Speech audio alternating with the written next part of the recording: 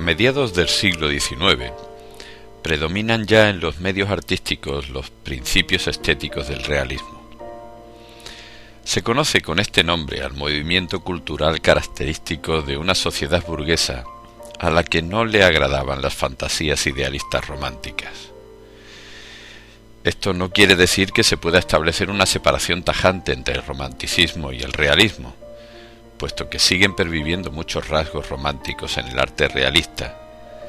De hecho, cuando este apareció en Francia era difícil distinguir por completo ambos movimientos, pues los autores románticos postreros y los pioneros realistas convivían en el mismo tiempo histórico. Es lo que ocurre con Stendhal, con Balzac, con Víctor Hugo.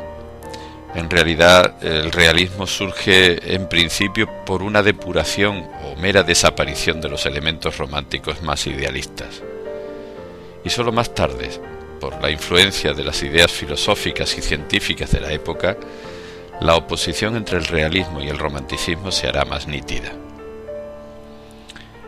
La filosofía propia de la sociedad burguesa del siglo XIX es el positivismo. Para él, no existe otra realidad que los hechos perceptibles, ni es posible otra investigación que no sea la del estudio empírico de esos hechos o de las relaciones existentes entre ellos. Se entiende por hecho un estado de cosas que se pueda captar por los sentidos y ser comprobado empíricamente. La observación rigurosa y la experiencia son los instrumentos básicos de la filosofía positivista.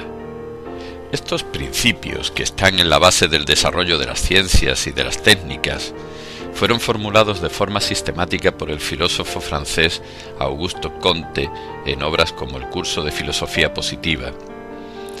Este nuevo método experimental, basado en la observación, en una posterior hipótesis y en la experimentación final, fue expuesto por el fisiólogo francés Claude Bernard en su introducción al estudio de la medicina experimental.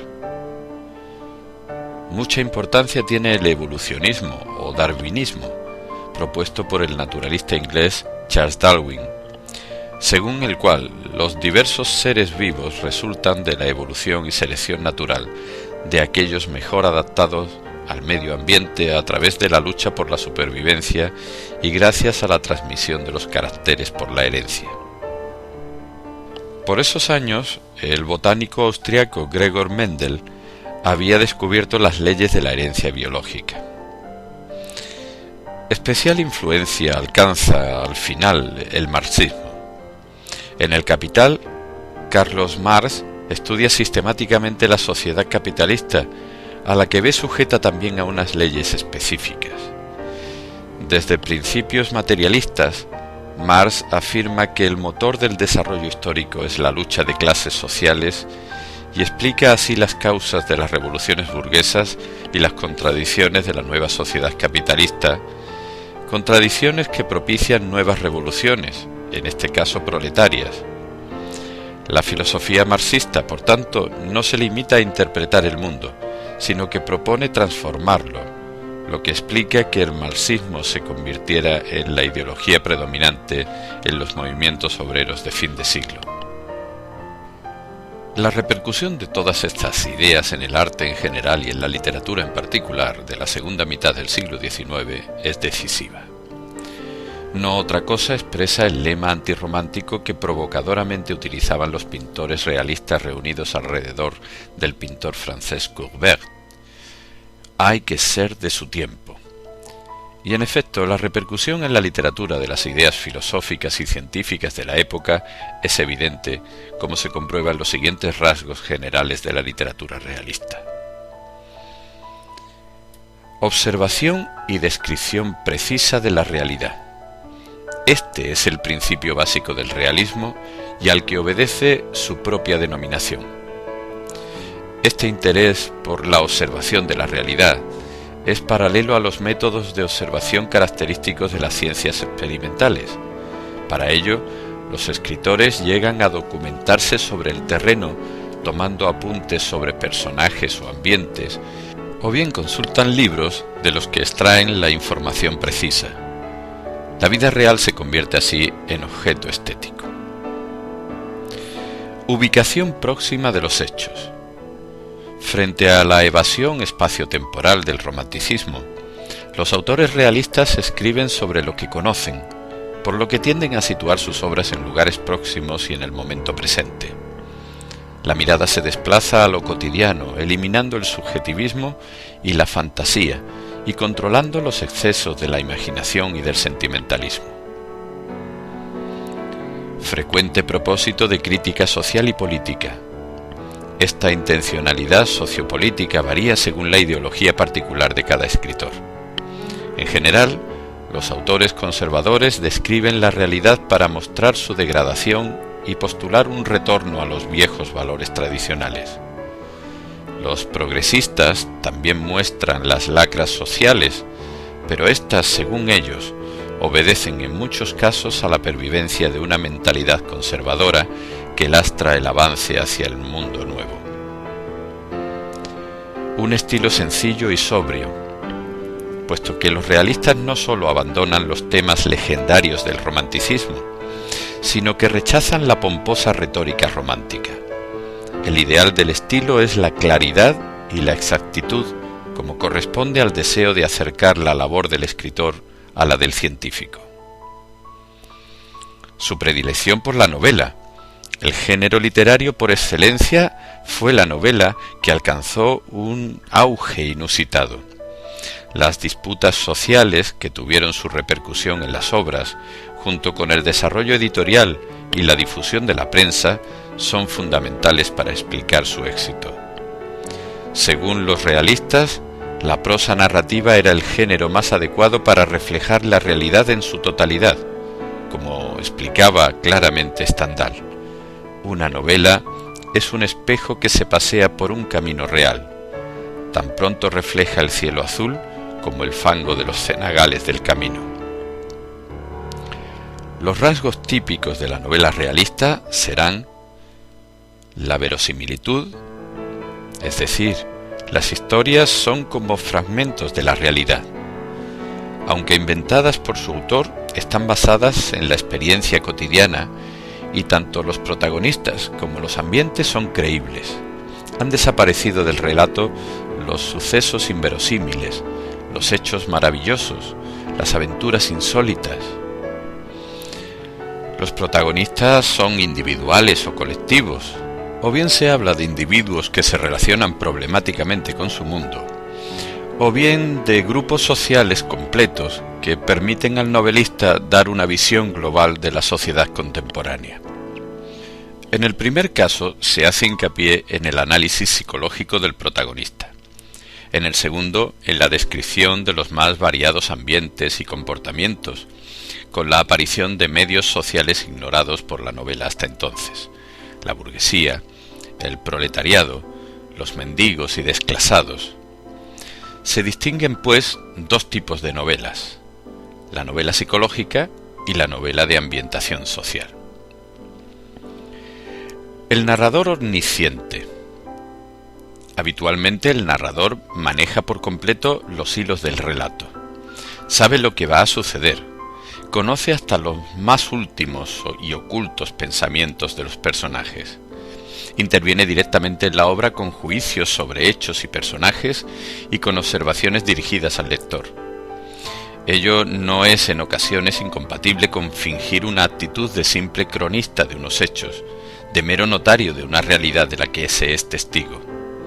Con el tiempo, este ideal de objetividad conduce a atenuar las apariciones del narrador en la obra. El didactismo. Es corriente que los autores pretendan con sus novelas dar al lector una lección moral o social. Ello es así en las llamadas novelas de tesis, en las que el escritor desea demostrar una idea general a la que quedan subordinados el argumento, los personajes y el ambiente de la obra. La estructura lineal. Los hechos suelen transcurrir de forma lineal en el tiempo. Aunque no sean extrañas las vueltas atrás para contar episodios pretéritos, éstas no interrumpen más que provisionalmente el hilo narrativo. Descripciones minuciosas.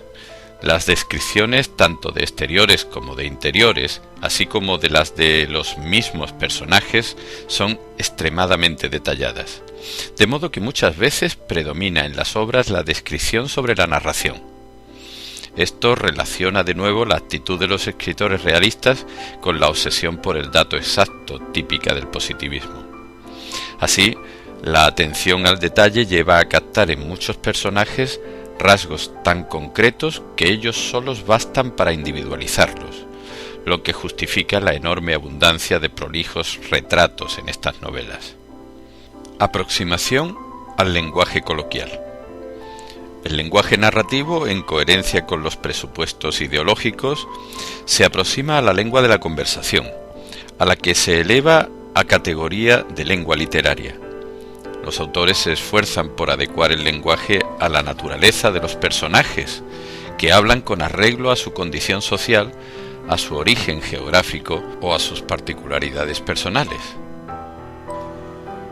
Todas estas ideas literarias alcanzan su máximo desarrollo en el naturalismo, una corriente literaria que se desarrolló durante el último tercio del siglo XIX, fundamentalmente en Francia, y que tuvo como principal impulsor al novelista Émile Zola. Zola pretende que la literatura sea una ciencia cuyo objeto de estudio y exploración sistemática, a semejanza de las ciencias naturales, es el medio social. La literatura debe analizar científicamente el comportamiento humano siguiendo los principios de la observación y de la experimentación. Para ello parte de la idea de que el hombre se encuentra determinado biológica y socialmente. No es realmente libre, puesto que los individuos están condicionados por su herencia genética y por el ambiente social en el que se mueven. El novelista, por tanto, al igual que el científico, ha de experimentar con sus personajes para comprobar cómo se modifican sus reacciones según cambian las circunstancias, y teniendo siempre en cuenta su particular condición biológica heredada. Esto explica el interés de los naturalistas por ambientes miserables y sórdidos, y por personajes tarados, alcohólicos, embrutecidos o víctimas de patologías diversas, ya que estos casos permiten demostrar más concluyentemente la influencia determinante de la biología y del medio social. Técnicamente se extreman los rasgos del realismo: descripciones minuciosas, reproducción fiel del lenguaje hablado. Y en cuanto al punto de vista narrativo, si el papel del científico consiste exclusivamente en exponer y analizar los hechos, así debe proceder el novelista, que debe abstenerse de intervenir en la narración, por lo que se propugna el ideal del narrador impersonal y objetivo. Además, las novelas tienen una intención moral. Influidos por las ideas socialistas de la época, los naturalistas piensan que ya que no se puede modificar la herencia biológica, sí puede aspirarse a igualar las condiciones sociales en que viven los hombres. La novela naturalista contribuiría en este sentido a proporcionar un conocimiento más exacto del hombre y de la sociedad, con el fin de poder mejorarlos. A final de siglo, la estética realista entra en crisis, y se desarrollan entonces por Europa diversos movimientos estéticos que buscan nuevos caminos: el impresionismo, el parnasianismo, el simbolismo, el espiritualismo, el nihilismo, el decadentismo, el modernismo, etc. Y con ellos se entra ya de lleno en el siglo XX. Como ocurre con el romanticismo, el triunfo de la estética realista en España es también tardío. Ello puede comprenderse a partir de las particulares circunstancias histórico-sociales del país. Por un lado, el desarrollo del medio urbano está lejos del de países más avanzados como Inglaterra o Francia. Así, el interés por el abigarrado mundo de la ciudad, por los efectos del progreso sobre la sociedad tradicional y por el incesante aumento de las clases medias, asuntos todos centrales para los escritores realistas, no puede ser en España tan intenso por su propio atraso económico-social. Por otro lado, las circunstancias históricas que pueden propiciar el surgimiento en España del realismo solo se producen a partir de la Revolución del 68. La perspectiva que se abre entonces de una sociedad más abiertamente burguesa, el nuevo clima de libertad y la desaparición de la censura literaria, explican, como había ocurrido con el romanticismo tras la muerte de Fernando VII, el auge de la literatura realista desde los años 70. Hasta entonces, predominó en la literatura un vago romanticismo, cada vez más tópico y repetitivo, alejado ya del ataque frontal a la sociedad burguesa que había representado en algún momento, y adaptado plenamente al conservadurismo moral de la sociedad española de los años posteriores al medio siglo. De hecho, esta literatura romántica convencional, refugiada en veladas literarias, en juegos florales y periódicos locales, se prolonga durante mucho tiempo en la sociedad española de provincias y se mimetiza perfectamente con el espíritu pragmático y conservador de la Restauración, como se puede comprobar en La Regenta. Así se comprende mejor lo novedosas que serían, más allá de Madrid o de Barcelona, las novelas anticlericales de Galdós o del propio Clarín, y el revulsivo intelectual y moral que debían de suponer para muchos lectores habituados a leer poemas piadosos en la prensa provinciana. Además, la literatura realista se encuentra con el problema añadido de la estrechez del mercado literario español. El público lector es poco numeroso comparado con el de otros países como Francia.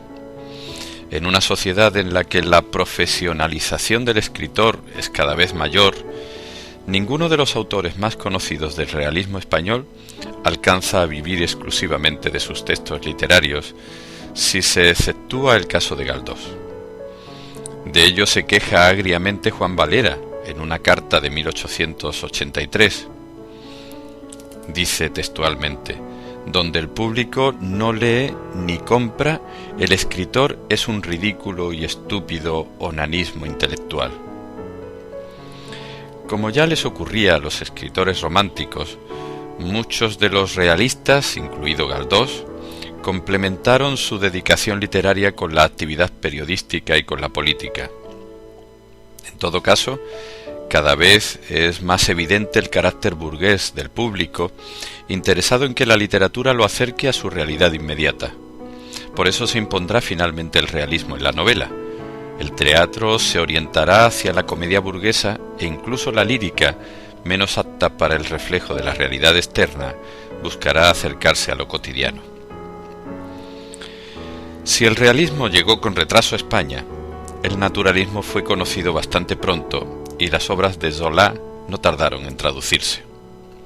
Sin embargo, levantó enseguida una gran polémica y su verdadera penetración en la literatura española fue muy dificultosa, en gran parte por las mismas razones ya señaladas para explicar el retraso del realismo hispano.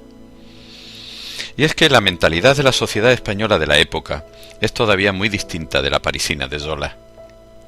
Así se acusará al naturalismo de inmoral y anticatólico. En su defensa saldrá Emilia Pardo Bazán, quien con una serie de artículos recogidos en su libro La cuestión palpitante, defiende a Zola, aunque desde principios católicos rechaza el determinismo naturalista. El naturalismo español, y no solo en el caso de Pardo Bazán, aprovecha del movimiento naturalista ciertos recursos narrativos y su interés por los ambientes míseros y degradados, pero no acepta por completo la idea de convertir la literatura en una ciencia. Aparte, Pardo Bazán se advierten rasgos naturalistas en obras de Galdós, como la Desheredada, en La Regenta de Clarín y en algunas novelas de Palacio Valdés. De todos modos, sí existe un naturalismo radical en la obra de ciertos autores menores, como Alejandro Saba o Eduardo López Vago, quien denomina a sus obras novelas médico-sociales. Estos autores aplican de modo extremo las ideas positivistas, deterministas y darwinistas en un tipo de novela popular deudora también del folletín y en la que se busca de forma premeditada la provocación para atraer al lector. La atención de estos escritores a las cuestiones sociales Su reivindicación de la sexualidad, su anticlericalismo y su interés por ambientes marginales dejarán su huella posterior en autores de principios del siglo XX como Eduardo Zamacois o Felipe Trigo. El eco del naturalismo es además bien evidente en novelistas como Vicente Blasco Ibáñez o incluso en el mismo Pío Baroja.